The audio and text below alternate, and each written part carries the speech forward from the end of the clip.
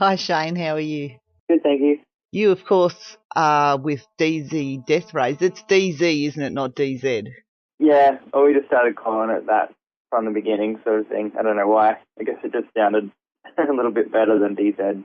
Well, it's almost like a cartoon superhero type of name. What inspired it? Look, we've sort of been in this band for 5 years now, and when we first started it, we were in another band that was called Denzel. And, so we were a three-piece, and then we cut it down to a two-piece when our drummer left and went overseas. And so Simon and I was just like, oh, let's just keep it as DZ. And so we kept it as DZ, and then sort of it had to change after a little while because there was another guy with the same name from America, so to DJ. So we just sort of added on the Deathrays bit there, and we're like, okay, well, surely no one has that name. Yeah, So when your drummer left, who took over drumming? Which one of you? Simon did. Simon did. Did he know how to play the drums?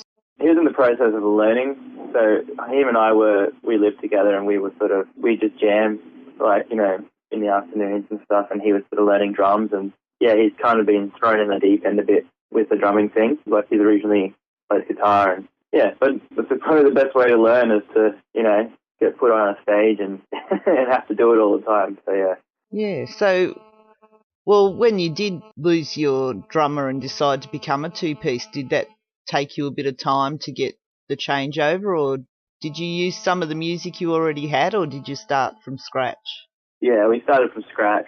So we'd sort of been working on a few things together anyway, just because we lived together and we just sort of hang out and play music. But once we started off, we were just like, all right, well, let's just spend a bunch of time writing as many songs as possible. And we did that. And then we started playing a few shows around town, and yeah, slowly but surely got together a little EP. And then from there it was just like, yeah, we just kept writing and recording as much as we could, and up until now. Right, and the fact that you're only in two bands, aren't you? Yeah, I'm only in Velociraptor and DZ Deathrays. Does that imply that this is your full-time job being a musician? It's a full-time job, but it doesn't pay like a full-time job, but yeah, it is. So most of the time, we've spent a lot of time overseas and just traveling around Australia and doing shows. And I did have a job up until, a couple of years ago, and it just got to the point where I was like, oh, well, I just can't really, I won't be here enough to keep working. So, yeah, they were cool, and I sort of had to leave that job, and now I'm just doing DJ sets and things like that to sort of supplement cash, and it's it's that sort of whole lifestyle of like the poor musician. Well, you're just about to release a new album, Black Rat. Yeah, Black Rat. And that is being released on... May 2nd. I had this all in front of me a minute ago. No worries. It's good for me to know everything. Yeah, well, at least you do. Yeah. You're actually about to head off to the UK. Yeah, I leave on Friday. We'll be over there for a few weeks and doing some touring with a band called Blood Red Shoes, who are another two-piece. We've toured with them before. Like, we toured in the US and Europe with them. And so they've asked us to come back again to do a run of shows in the UK. So, yeah, it's exciting. Awesome. Well, as you mentioned, you've played over in the US and in the UK before. Have you played Europe? Yeah, we've done Europe a few times now. And, yeah, Europe's amazing as well. Like, really great place to tour, and, yeah, great venues, and people look after you over there. So, yeah, we'll be trying to get back over to Europe this year again and hopefully get a run of shows. Where is your favourite place to play? Oh, it's hard to say. Australia is actually really, really fun to play because it's kind of our strongest sort of fan base and everything like that. But we have a lot of fun touring in America just because it's that whole, you don't really it's not good to fly around the States and do shows. It's easier to just drive, although it takes, 8 hours a day of driving. You kind of just get into this, touring mode that you can just think about all the other bands that have, over the decades, that have just done those same roads and played those same venues and stuff. And yeah, it's a great place to sort of have that road trip tour. Yeah. And you do, of course, put on quite a crazy live show. How does that translate to the Americans? Do they get into that too? Yeah, I think so. I think it depends on the show. We've done shows where people haven't gotten what we were doing, and then we've done shows with other garage bands, and people have been really into us. So it depends on, I think it just depends on the night and if people are up for it. But we usually just, try and go as sort of crazy as possible. And obviously when it's a little more, like the crowd are going a little more crazy, it's easier to sort of, reciprocate with that sort of vibe. But yeah, we always try and put on like a sort of raucous show as much as possible. And it's always a bit more fun to have them like that. Yeah, well, can I ask you very quickly, there seems to be a run of two-piece bands in Australia. Is that common overseas, or is that something that they're not used to?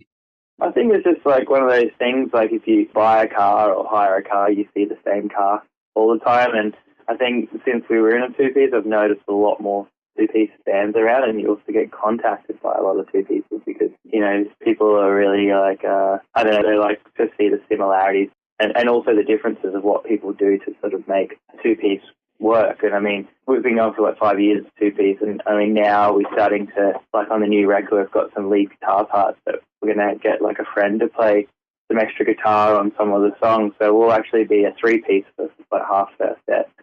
But yeah, it was probably bound to happen. And just, when you're in the studio, you kind of can't really think about how you're going to do it live. You just got to figure it out afterwards. Which is probably what you've been doing for the last 5 years, just throwing yourself in and then figuring it out afterwards. Yeah, a little bit, yeah. And when you do get back from the UK, you're of course touring Australia, starting on the Gold Coast on the 8th of May. Mm-hmm. And you are coming to the Corova Lounge in Ballarat on Thursday the 15th of May. Yeah, back in Ballarat. Yeah, we love Ballarat. Got heaps of friends there and stuff, so it should be a good tour, I think. I'm looking forward to getting back and doing a proper tour with all of our stage lighting and everything like that in Australia. We haven't kind of done one of those since the end of 2012, really. So, yeah, it's going to be great. And you're going all over the country, with the exception of Tasmania. And yeah, unfortunately. I loved going to Tassie, but it just didn't make it on this time. No, but you are touring for the entire month because your final show's in Sydney on the 31st of May. Yeah, it's a pretty comprehensive tour, I guess, to a degree. We're trying to get to as many places as you can in Australia, and sometimes it's tough to get to everywhere because really you can kind of only play sort of Thursday through to Saturday, a lot of the places, and otherwise it gets a bit tough trying to do midweek shows. But yeah, we've got a couple of regional shows in there, and we're going over to WA, and we've got a bunch of shows over there, sort of like make worthwhile of going all the way over there, and yeah, it should be good fun, I think.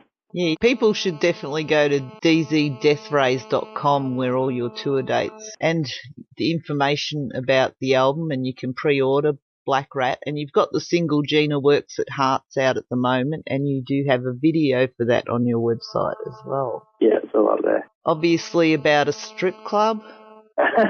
Yeah, I guess so. It's a bit tongue-in-cheek, but yeah, loosely about that sort of stuff. So is Hearts a real strip club that you've been to? No, it's just somewhere I made up. Somewhere in your dreams? Maybe, yeah. What does inspire your writing? Is it people you meet? I guess it depends. I like to write things that are kind of loosely just based on ideas, that I might have. And sometimes I just sort of wait for something to sort of come to my head that I like the sound of and then write from that. But then, yeah, you do a lot of traveling around and you meet a lot of different people and different bands, and you kind of get influenced in different ways. So yeah, it's hard to put it. So I can't really pinpoint what it is exactly, but a lot of the time it's just sort of me making up stuff. All right. Also, you are on Facebook at facebook.com/DZDeathrays. Yep. Go on there and abuse us if you want. So you guys look after that yourselves? You respond to people and... Yeah, totally. You got to do that sort of stuff these days. I think it's pretty important to be a little bit tech savvy on the old Facebook and Twitter and stuff like that. Did you always know you were going to be in a band? I always wanted to be in a band, and I didn't know that, I was always sort of told to have a backup plan. I did go to uni and I did all that sort of stuff, but I was in high school bands and I was in bands during uni, and slowly, you just sort of like fall in and out of bands until one clicks, and once this one sort of started doing something that was had already surpassed what I've done in other bands, we were like, oh, maybe we should give this one a proper go. And so just been slugging away at it now for the last few years to try and get to that point. Yeah, well, I know it is hard for bands, no matter what level they're at, to actually make a living out of it, but thank you very much for giving this band a go, because you are pretty awesome. Oh, yeah. Thank you. And people can go to dzdeathrays.com to pre-order the album Black Rat, which will be released on the 2nd of May, followed by your Australia-wide tour starting on the 8th of May. Yes. Thank you very much for your time. No worries. Thank you. It was great talking to you, and I look forward to hearing the album when it's released on the 2nd of May. Awesome. Thank you very much. And I hope to see you at the Crow Lounge. You definitely will. Try and keep me away. People should go and check out that film clip that you made, which you're not actually in at all. Oh, we actually are, but we've got different haircuts. All right, so you're in there in disguise. Yeah, a little bit in disguise. Oh, cool. So, yeah, and that's dzdeathrays.com. Yeah, it's all up there. You can sort of navigate your way around from that website. And you've also got links on the About section of your Facebook. Yes. Thank you very much. It really has been great. And enjoy your time in the UK as well as your time travelling around Australia. Thank you very much. Thanks. Bye. Bye.